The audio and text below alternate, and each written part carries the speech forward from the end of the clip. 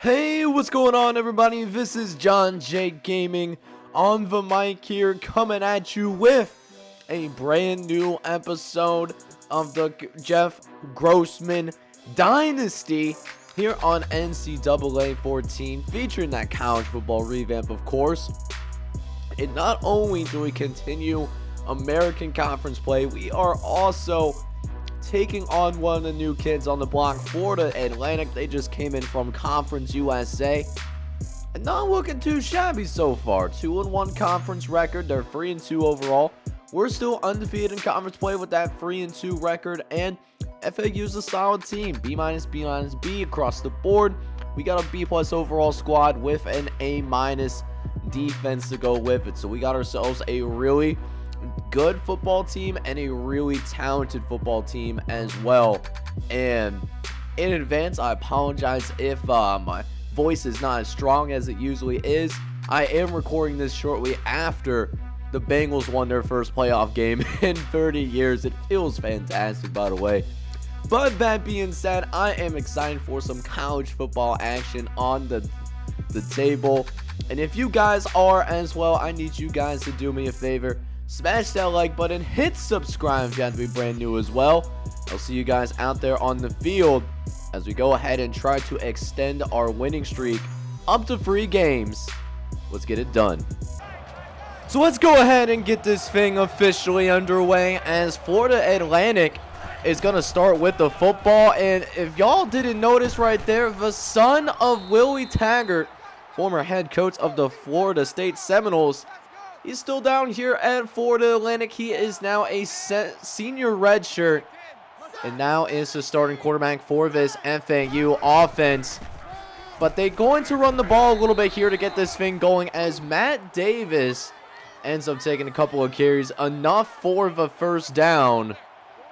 We'll see what Willie Taggart's son has in store for us as he goes read option. Third play of the game, Willie Taggart is going to end up falling forward, and he will also pick up a gain of 10. First down for the Owls as they approach midfield here on 1st and 10. Taggart thrown over the middle, and what a catch!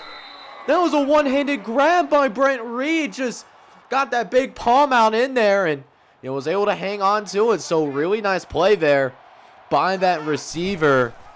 Makes it a manageable second down, which Florida Atlantic is going to easily pick up a gain of 14 as a result of it. But now a few plays later, they're facing 3rd and long now. Going trio set to the left. Taggart, we're going to throw it down over the left-hand side. It finds Carlos McMahon. And just a beautiful throw by the son of Willie Taggart that's able to go ahead and get that huge first down, and could very well be an early touchdown for Florida Atlantic unless our defense can come in and hold it down here. 2nd and goal. Taggart going to hand it off to Murphy. Murphy in the end zone. Touchdown, Florida Atlantic. And it's actually the fullback, Brandon Murphy, who gets himself in there, bumbling and stumbling into the end zone. In an early 7-0 lead for the Owls, as our offense will finally take the field for the very first time, led by Timmy McClain. If this man does not make it to the NFL, I would truly be shocked, given he is coming in as a 99 overall. But our fullback can do some things as well. Chuck Silva going to get the carry on a 3rd and inches situation, and that is good for the first down. And that will move the chains for the Bulls, as we'll go ahead and run this thing again. Ben Archie's shaking off 1 tackle there. A gain of 6 for him. And that's what we expect out of Ben Archie. A guy averages 6 yards to carry this past season. We'll look to get similar numbers for him this year as we try to throw it out to Tyler Ray. But Corey Graham read it like a book and forces us to punt this football away. But thankfully for us, though, we do end up forcing a 3 and out. So we got a chance to do some really good fielding position, except J.R. Pobor completely forgets about the football. And a huge blunder on special teams means that we are going to go ahead and see 1st and 10.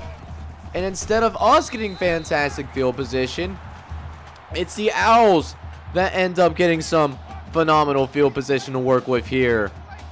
As we go 2nd and 10 following the turnover. Taggart dropping back. He's going to jump it off to the halfback, Matt Davis, who runs over one defender and takes another one, and Kevin Lott for a little bit of a ride. And a much more manageable 3rd down because of it. They will not go to... No, it's a draw play for Matt Davis. He's got some blockers up ahead of him and will stumble forward up to the 25-yard line. Big run for Matt Davis that helps him move the chains. Now, a couple plays later, Taggart going to drop back. He's actually going to run for it. He's an athletic man. He breaks Kevin Lott's tackle. Will end up getting out of bounds, though. A gain of 12 for the senior red shirt. And another 1st and 10 once again as Taggart going to run it up the gut with Matt Davis. And Matt Davis is going to pull himself into the end zone. Touchdown, Florida Atlantic. And not the start that we were looking for whatsoever. We're going to be down 14-0 early, and the scary part is we go 3 and out, so we can't get any kind of rhythm going on the offensive side of football, and we are in some serious trouble right now. As we go ahead now, we go into the end of this 1st quarter, and the son of Louis Taggart has been donning us up early. We got to make some adjustments if we want to win this game. So let's go, baby. 2nd and short coming up. As now, Taggart, he's going to hand it off to Matt Davis again. And he's been a problem as well. Just can't really stop anything. We can't stop the pass. And we can't stop the running game either. We can't stop anything. It's just like, Sharman on defense. That's how soft that we are right now. As Davis, speaking of which, gets another really nice run up the gut. A gain of 6. As he's already basically 3/4 of the way to 100 yards. We still have a lot of football left to play, as well as Davis breaks 1 tackle, breaks the 2nd. Are we going to give him forward progress? They do. But only a gain of 4, though. Could have certainly been so much more than that. We got really lucky there. As we got a 3rd and long coming up. Free wide, a tight end in the game. Taggart needs to make a play. Get some pressure, run up the middle of the field. And it is one of the defensive tackles, Joe McCormick, who got in there and got the sack that will force Florida Atlantic to settle for a field goal. But we are now down really our biggest deficit of the entire season right now. We're down 17-0 right now. So this drive right here is going to be extremely important for us. We want to get back into this game. So let's see if Timmy McClain and this receiving core can deliver. 1st and 10. Looking right, but it's nearly intercepted. Did not see that safety crawling down. And he was ready to take it the other way if it wasn't for the fact that he forgot about the football. So we're still happy that we got this ball, but we got to be more careful moving forward as Timmy McClain, he's going to call his own number on 2nd and 10. He will end up picking up a few yards, but we really need our passing game to come through here. 3rd and 5. Haven't had a big completion all day today. Timmy looking to the right, looking for Tyler Ray, but he can't come down with it. Trevor Reeves was there on the coverage. And a slow start for Timmy McClain means we had to punt this football away once again. So down 17-0 in Florida Atlantic. They have the ball again, and they're just doing whatever they want right now, it seems like. Another 15-yard catch for them means they are in our territory again. As Taggart, he's going to run into Matt Davis, and we had him in the backfield, but we completely whiff on it. So now they're back in field goal range once again. Need a big play from our defense. Hopefully we can get it here as we got 3rd and 9. Taggart looking to the right-hand side. Gets it down McMahon. He had some space, but he stepped out of bounds before he can move much further. So Florida Atlantic did have to go ahead and settle for a field goal.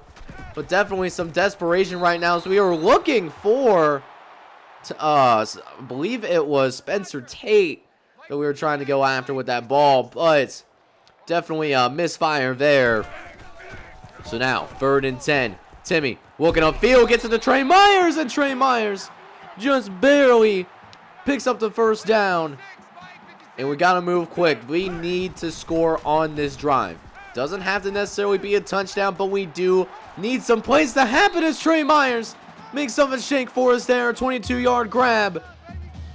And we're going to go back to the line of scrimmage quickly. 5 wide set. McLean over the middle, but Trey Myers drops it. And the inexperience of this receiving core showing a little bit there. If it was last year, that probably wouldn't have happened. But now we got 2nd and 10, though. We're going to try to throw it down to the right-hand side, and Timmy McLean will deliver. Nathan Steffens with a 14-yard catch. And so, 2nd and 6 coming up. McLean in the shotgun. He's looking over the middle. Wants a big play, but Taylor Dowdell almost ending that drive in an instant. Thankfully, that pass was dropped, though. And a 3rd and 6 will ensue. Timmy looking over the left-hand side, looking for his star receiver, Spencer Tate. But it's dropped again. And a little bit out in field goal range. Our kicker is relatively inexperienced. So, going to go for it here on 4th down. And Adam Covington found that soft spot in the coverage, thankfully. We were able to pick up some good yardage because of it. Is now 1st and goal coming up. We're going to run one with Ben Archie. Archie able to find some good space to work with, making a much more manageable goal line situation. But a 3rd and goal ensues. Need to punch it in the end zone. Simmons going to get moved into motion. Hand off to Ben Archie. Archie finds the space and finds the end zone as a result of it. Touchdown, Southern Florida. And we will actually get ourselves on the board here, but definitely faces some adversity early on. Down by 13 in the half. Can we overcome our biggest deficit of the season? So let's go. 2nd half now underway, and one silver lining for us here. Even though we got badly outplayed there in that 1st half, we're still only down by 13, and we do have the ball here to start the 2nd half. So we scored last to going into the locker room. If we can come out of this locker room here and get another touchdown on the board, basically right back into this game. But we need our guys to perform here on this drive, as Timmy McLean will end up stepping up and picking up the 1st down. As 1st and 10 comes up for us here. 4 wide set. Going to send Nate Steffens into motion, as he does find a little bit of running room right up the gut. Couldn't cut it out to the outside like I wanted to, but it is what it is, though. As 3rd and short comes up here. Looks like a cover 1 look that we're going to be facing. And we have Tyler Ray wide but naked open. He's going to pick up a good chunk of yardage there. Gain of 18. It's now 2nd and 6 coming up. McLean, play action. Looking around. Going to try to get out of the pocket. Finds a receiver downfield, and it's the tight end, Scott Morris. First catch of the day. Goes for a big one. A gain of 24. But we get ourselves to the line quickly because I didn't know if that was in bounds or not. And we do get the play off before they can try to go ahead and get a review in. And we also get a touchdown, man. So we get that touchdown that we were really looking for there. And we're right back into this game, man. And not to mention, we also force a free and out on this Florida Atlantic offense. So now we really got a chance here to go ahead and retake the lead.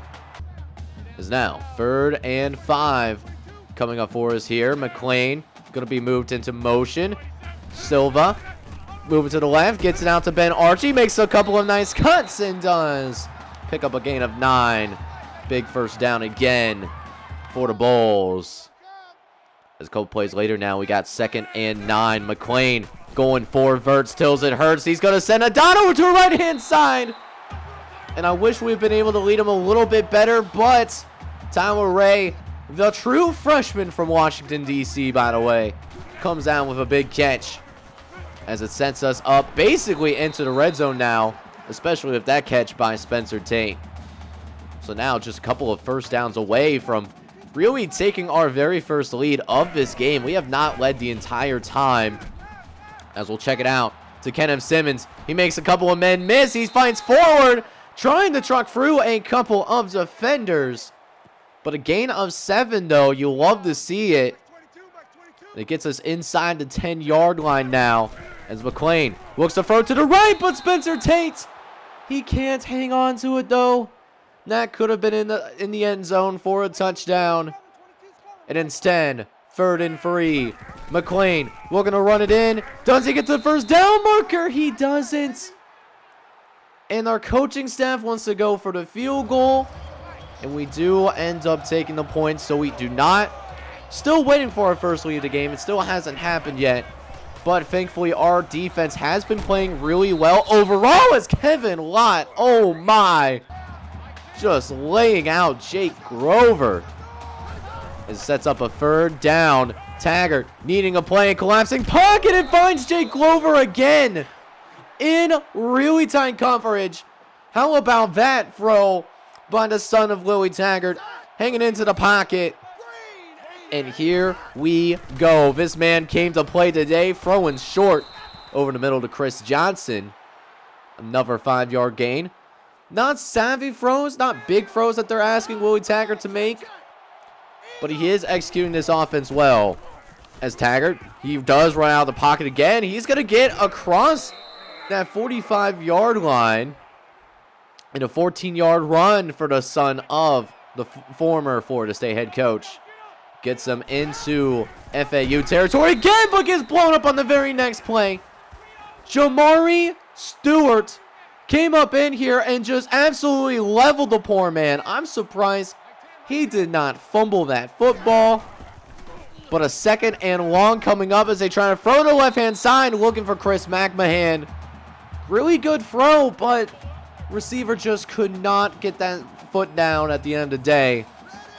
So an incompletion makes it 3rd and long. And we go ahead and send the blitz. Taggart forced out of the pocket. Finds a receiver though despite that. And Roberts fighting for the first down. Doesn't get there.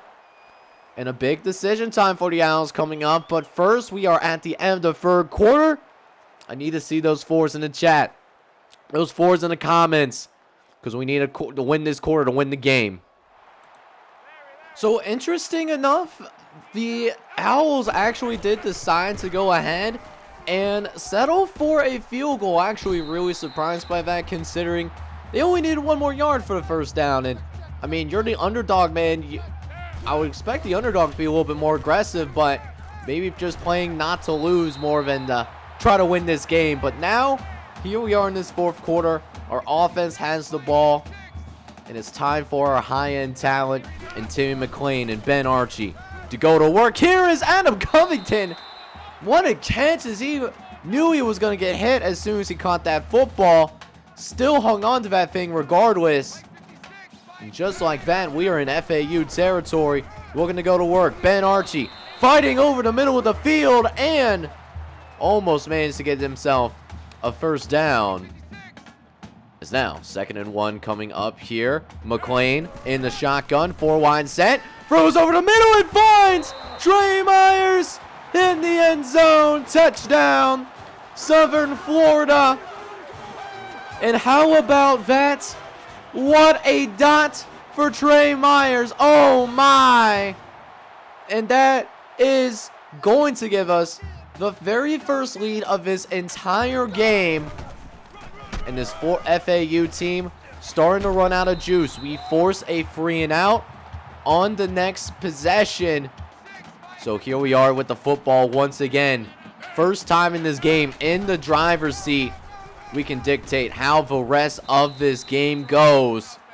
1 more touchdown could very well do the trick, especially if we do end up running some time off the clock as well. As we'll throw on 2nd and short. McLean looks left, finds Spencer Tate in double coverage, but it doesn't matter. Spencer Tate showing some improvement, man, coming down with those harder catches. As Archie, he's going to go ahead, run it to the right-hand side, across the 30, and reaching that football out in order to pick up that first down. So a serious threat to score once again. McLean over the middle, finds the tight end, Scott Morris. And Morris is going to be able to truck over a couple of defenders there to get us back into the red zone. As now, 1st and 10. McLean has to get out of the pocket, needs to run for it. Looking for some space to work with, and I think he ended up sliding there to avoid the big hit. I like to see that. But one more yard, though. Let's see if we can pick it up. Going to try to go aggressive here. 5 wide set. If it's not there, McLean has the mobility. McLean looking. Force out of the pocket. Trying to get out of bounds, but he can't get there. And McLean actually loses yardage. So we also had to go ahead and settle for a field goal. We at least get points on that drive so that FAU can no longer win on a field goal. They got to drive the field on this defense and get a touchdown, but Jalen Stokes is having none of it. Able to come from his corner spot and blow up Matt Davis in the backfield. It's now 2nd and 14. Taggart dropping back. He's going to look over the middle and finds Matt Davis. He makes up for the big loss and much more, as that's a big first down for FAU. It temporarily stops the clock as time is starting to become a factor here. Gonna be that fullback. Gonna try to take it up the gut. Definitely not a lot of room to work with, but Brandon Murphy, he's just a big bowling ball man for this FAU offense. Doesn't get a lot of carries, but when he does, he's a bad man. And now, 2nd and 5 coming up. Murphy getting himself yet another carry, and look at this burst. That is the fullback that is moving like that. Oh my goodness. But a few plays later, we do get him to a 3rd and long as Taggart needs a big play and he's going to jump it off to Brandon Murphy to make this a more manageable 4th down, as this will very much decide the fate of this game. 4th and 6. Who wants it more? Taggart dropping back. Gonna throw it over the middle, and it's intercepted by Jordan Smith. He comes down with the football as Taggart wanted it all, but he will get none of it. And how about that play? Waiting for a turnover. We got it. And all we need to do now is just get a first down. We can run out the rest of this clock. And Ben Archie, sure enough, is going to go ahead and do just that. FAU gonna do their best to call some timeouts, but there just wasn't enough time in the game to get the ball back. And we had a scare, man. We really did. Going down 20-0 at one point, but we find a way to pull it out, and we still managed to remain undefeated in conference play. So this game was certainly in doubt, as we got ourselves in a big hole, but we did score 27 of the last 30 points of this game, and we found a way to grind through it. Another gutsy win for our football team. Ended up with just over 400 yards of total offense, mostly in the second half. FAU had 293. We had 152 yards on the ground with 252 through the air, whereas FAU had 148 on the ground, but only 145 passing yards through the air. They didn't trust Willie Taggart Jr. that much. We weren't great on 3rd down conversions, but we did get that interception to end the game, and we did what we need to do. We played clean football, other than that fumble that we did have in the first half. So, listen, it wasn't pretty. I would have preferred this game to be a much higher margin, but it is what it is. We still got win number 4. Now, checking out the stats for our guys real quick. Timmy McLean, he had a really awful first quarter and a half. Started 1 for 7, but then really savaged his game. 252 yards, touchdowns, and a 62% completion percentage.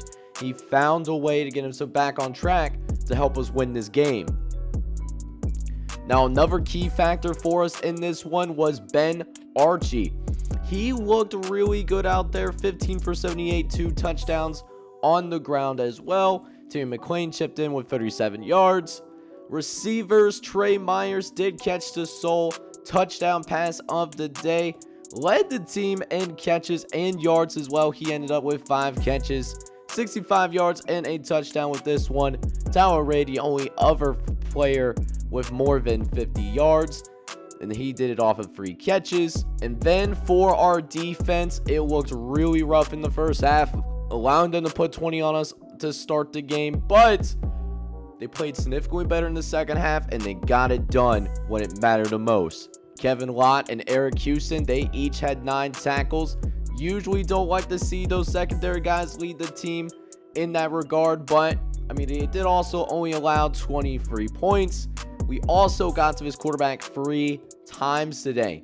Joe McCormick got a sack, Ryan Bennett got a sack, so 2 interior defensive linemen. And so did Roosevelt McDonald, the freshman red shirt from Pinewood, Florida. He was able to get in there and really mix things up as well. But the icing on the cake as well goes to Jordan Smith. He had the interception in this one that ended up sealing the game and made sure that we would remain undefeated in American Conference play. However, when we got back, moving on to the next week and all that good stuff, we get some really disturbing recruiting news, you guys. Jaden Ramsey, the #1 cornerback in this class, and the California kid, he has made his decision. And unfortunately, he is going to be a menace for the next 4 to 5 years somewhere else. He is going to play his college football at Notre Dame. So we lose out on him.